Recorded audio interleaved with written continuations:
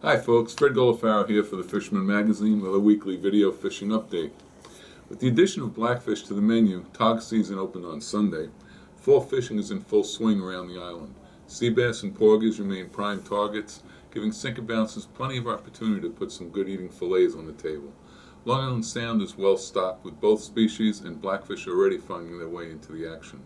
A similar situation exists on the east end at the tip of both forks, with excellent bottom fishing the rule rather than the exception. Some decent catches have been made on South Shore reefs, but skippers are limited by the federal closure on sea bass in effect outside 3 miles. Fishing in federal waters outside the state 3-mile limit resumes October 18th.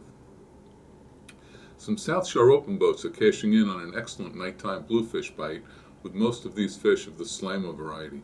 Big blues are also keeping anglers busy at Montauk and off of the North Fork, sometimes to the detriment of those targeting stripers as the choppers make short work of live eels.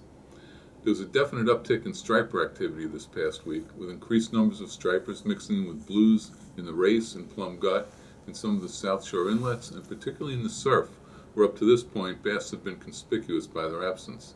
Reports of increased bass activity came from Jones, Fire Island, Moriches, and Shinnecock inlets. Most are schoolies, with some ranging up to 20 pounds and a few hitting the 30-pound mark. Boatmen continue to pull some 30 to 40-pound class stripers from the bunker schools languishing outside the inlets. The biggest bass from the surf this week was likely the 46-pounder beached Tuesday night at Smith Point on a super strike little neck by Paul Randazzo and reported by Smith Point Bait and Tackle. Light tackle fans are still celebrating this year's excellent run of albies. Shinnecock and Montauk continue to have the best of it, with Shinnecock on fire Tuesday and Wednesday. Some anglers working from the East Jetty counted as many as 20 albies for their day's effort. Deadly dicks and crippled herring jigs took the bulk of the fish. On the offshore scene, rough seas kept most boats at the dock for most of the week. Prior to all of the east wind, the canyon remained hot for the chunking fleet, with lots of yellowfin to 80 pounds, some big eyes to 200 pounds, and a fair amount of small swordfish. The key from this point on will be finding good weather windows. If you're feeling competitive this weekend, here are a few tournaments worth checking out. For surf fishermen, there is the South Shore Surf Spectacular based out of Jones Beach Fishing Station. If you'd rather target stripers from a boat, the Pete Dahill/Viking Striped Bass Tournament is on tap for Saturday.